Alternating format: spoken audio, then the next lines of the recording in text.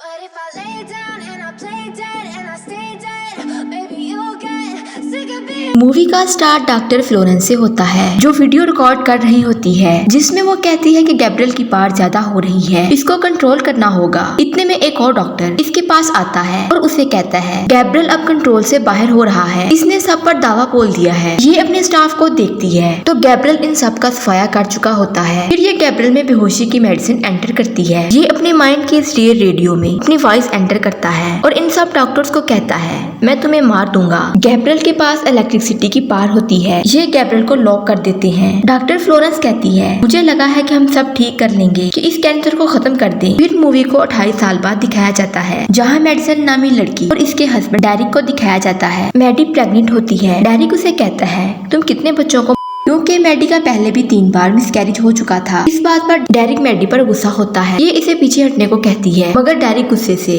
Maddie का sir दीवार पर मार देता है। मैडी के सर से निकलना शुरू हो जाता है। डेरिक जल्दी से मेडिसिन लेने जाता है। ये खुद को रूम में लॉक कर लेती है और डेरिक बाहर सोफे पर सो जाता है। आधी रात डेरिक को जूसर के चलने की आवाज आती है। इसको लग रहा था कि मैडी कुछ बना रही है। डेरिक जब किचन में देखता है तो वहाँ कोई नहीं होता। फिर ये इधर उधर देखता है, इसे कुछ नजर नहीं आता। डेरिक सोफे के पास आता है तो पीछे से गैब्रियल आ जाता है और इस पर दावा बोलता है। मैडी की आंख खुल जाती है। उसे लग रहा था कि उसने ड्रीम में कुछ बुरा देखा है। जब ये नीचे आके देखती है तो इसे डेरिक है। गैब्रियल अब मैडी की तरफ आता है। ये इसे देखकर भागती है। ऊपर रूम में जाकर खुद को लॉक कर लेती है, मगर गैब्रियल जोर से डोर को खोल लेता है और मैडी गिर जाती है। मैडी के घर 2 पुलिस वाले आते हैं। एक का नाम कोय और दूसरे का नाम रजीना है। ये दोनों डेरिक की डेड बॉडी को देखकर हैरान होते हैं। हॉस्पिटल में मैडी की सिस्टर सिडनी उससे मिलने आती है। मैडी इससे डेरिक के बारे में पूछती है। इसकी सिस्टर इसे बताती है कि उसकी है। सिडनी इसे बताती है कि तुम लोगों के घर में कोई आया था जिसने डेरिक का सफाया कर दिया। वो इसे ये भी बताती है तुम्हारा बेबी भी इस दुनिया में नहीं रहा। इधर कोय और रजीना लैब में आकर डेरिक की डेड बॉडी को देखते हैं। ये इसकी बॉडी को अच्छे से चेक करते हैं, मगर इन्हें कोई क्लू नहीं मिलता। रजीना डॉक्टर को बताती है किसी इंसान के फिंगरप्रिंट्स नजर नहीं आए, क्योंकि उसके हैंड उल्टे थे। रजीना कोय को बताती है कि नेबर से पता चला है हस्बैंड और वाइफ के बीच में अक्सर फाइट होती रहती थी। उस रात भी इनके घर में कोई नहीं आया था जिस रात डेरिक की डेथ हुई थी। और पुलिस का शक मैडी पर होता है। नेक्स्ट कुछ टाइम बाद दिखाया जाता है मैडी हॉस्पिटल से डिस्चार्ज होकर घर आती है तो रात में मैडी के साथ अजीब किस्म का इंसिडेंट पेश आता है। अपने आप लाइट का जलना और फिर बंद हो जाना, और इसे ऐसा फील हो रहा था कि जैसे विंडो के पास कोई है। मैडी डर कर रूम के अंदर चली जाती है। सरीना नाम की लेडी को दिखाया जाता है, जो लोगों को अंडरग्राउंड सेटल टूर करवाती है। लोगों के जाने के बाद सरीना भी जाने लगती है। जब ये लाइट ऑफ करती है तो इसे चीजें गिरने की आवाज सुनाई देती है। ये लाइट ऑन करके देखती है, इसे वहाँ कुछ नजर नहीं आता। सरीना जब ऊपर की तरफ देखती है तो इसे उल्टा लटका हुआ क्रिएचर नजर आता है। वो इस पर दावा बोलता है। जब इसे होश आता है ये खुद को उल्टा बंधा हुआ पाती है। जब सरीना एक साइड पर देखती है इसे गैब्रियल नजर आता है, जो न्यू ड्रेस पहन रहा होता है। वो रेडियो में बोलता है मुझे इस लम्हे का बहुत इंतजार था, क्योंकि ये वही गैब्रियल होता है। ये उन 3 डॉक्टर्स का पेशेंट था। ये सरीना का फोन निकालता है और उसे कहता है कि डॉक्टर फ्लोरेंस को कॉल करो। जब वो कॉल उठाती है ये आगे से कहता है कि अब वो टाइम आ गया है उस कैंसर को काट कर फेंक देने का। मैडी ड्रेस वॉश करने के लिए जाती है। इसके सामने से किसी चीज का शैडो गुजर कर जाता है। इसे देखकर ये डर जाती है। मैडी को फ्लोरेंस नजर आती है। मैडी को ऐसे लग रहा था कि जैसे वो फ्रीज हो गई और इसके आसपास की चीजें चेंज हो गई हों। अगले ही लम्हे मैडी फ्लोरेंस के घर में होती है। गैब्रियल फ्लोरेंस पर दावा बोलता है, जिससे वो एक्सपायर हो जाती है। ये देखकर मैडी चीखती है और वापस अपने घर चली जाती है। नेक्स्ट डे पुलिस इसके घर आती है तो देखती है इसका सफाया भी वैसे ही होता है जैसे डेरिक का सफाया हुआ था। पुलिस कहती है कि फ्लोरेंस और डेरिक का केस सेम है। फ्लोरेंस का सफाया इसकी ट्रॉफी से होता है। ट्रॉफी के ऊपर वाला हिस्सा होता है मगर नीचे वाला हिस्सा नहीं होता। पुलिस फ्लोरेंस के पेशेंट की फाइल ले जाती है। क्रिएचर ट्रॉफी के ऊपर वाले हिस्से को ब्लेंडर की तरह यूज करता है। मैडी अपनी सिस्टर से कहती है कि मैंने फ्लोरेंस का सफाया अपनी आंखों से देखा है। जब पुलिस इसके केस पर स्टडी करती है उसे लड़की की फोटो मिलती है। पुलिस वाला इस फोटो को बड़ी करवाना चाहता है कि अब ये लड़की कैसी नजर आती है। डॉक्टर विक्टर ने फ्लोरेंस के साथ काम किया था। विक्टर कॉल पर बात कर रहा होता है कि इसकी विंडो खुद ही ओपन हो जाती है और विंडो के नीचे पानी गिरा होता है। ये पानी को साफ करके सो जाता है। यहाँ मैडी सोई होती है कि अचानक इसकी आंख खुलती है तो विक्टर को अपने साथ अपने बेड पर सोया देखती है और गैब्रियल आता है। मैडी का रूम विक्टर के रूम में चेंज हो जाता है। अब गैब्रियल विक्टर के ऊपर चढ़कर ट्रॉफी से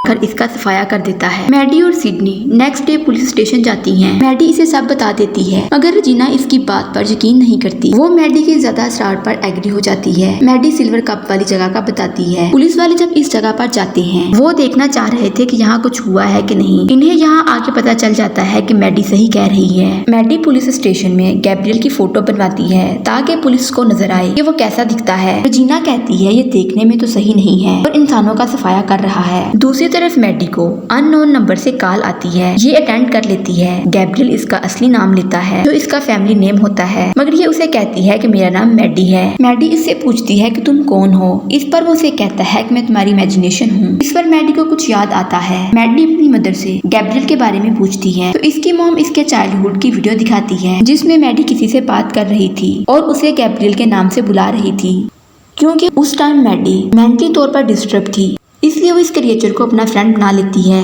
इस पर मैडी को सब याद आ जाता है और वो फोटो जो पुलिस के पास होती है यहाँ ये पता चलता है कि वो मैडी की फोटो है। यहाँ ये बात क्लियर होती है कि मैडी मेंटली तौर पर ठीक नहीं थी, इसलिए उसका इलाज वो 3 डॉक्टर कर रहे थे जिनमें से 2 हो जाती है और इनमें से अब 1 डॉक्टर बचता है। पुलिस वाले समझ जाते हैं कि वो गैब्रियल अब उस डॉक्टर को वाला है। कोई डॉक्टर गैरी के घर पहुंच जाता है। जब वो देखता है तो गैब्रियल पहले ही से उसे चुका था। गैब्रियल वहां छुपा होता है। कोई जैसे ही आगे बढ़ता है इन दोनों के बीच में फाइट होती है। गैब्रियल जब कोई के पास गन देखता है तो भाग जाता है। कोई मैडी के घर जाता है। वो कहता है कि इस केस को सॉल्व करने के लिए तुम्हारी हेल्प चाहिए। फिर एक डॉक्टर मैडी के पास आती है। वो इसे हिप्नोथेरेपी में ले जाती है जहाँ वो अपने चाइल्डहुड में चली जाती है और बताती है मेरे पेरेंट्स ने मुझे अडॉप्ट किया था। डेरिक मुझसे गलत काम करवाता था। सरीना अपनी रस्सियाँ खोलती है जो क्रिएचर ने इसके बांधी होती हैं। सरीना जैसे ही छत से भागती है वो मैडी के घर गिरती है। इसको काफी चोटें लग जाती हैं। फिर सरीना को हॉस्पिटल ले जाया जाता है। पुलिस मैडी के घर आती है। वहाँ से इनको फ्लोरेंस की ट्रॉफी मिलती है और गैब्रियल का ड्रेस भी। फिर पुलिस को यकीन हो जाता है। वो मैडी को अरेस्ट करते हैं। पुलिस मैडी से इन्वेस्टिगेशन करती है तो वो हैरान होती है। ये गैब्रियल से बात करते हैं और उनसे पूछते हैं वो ये सब क्यों और किसके कहने पर कर रहा है। इस पर वो इन्हें बताता है कि मेरे कुछ अधूरे काम रहते हैं, मैं वो कर रहा हूँ। मैडी की सिस्टर हॉस्पिटल में इसके डॉक्यूमेंट और कुछ वीडियो तलाश करती है। इसे वीडियो मिल जाती है जिसे वो ऑन करके देखती है तो इसे पता चलता है इसकी बॉडी पर बचपन ही से ट्यूमर बना होता है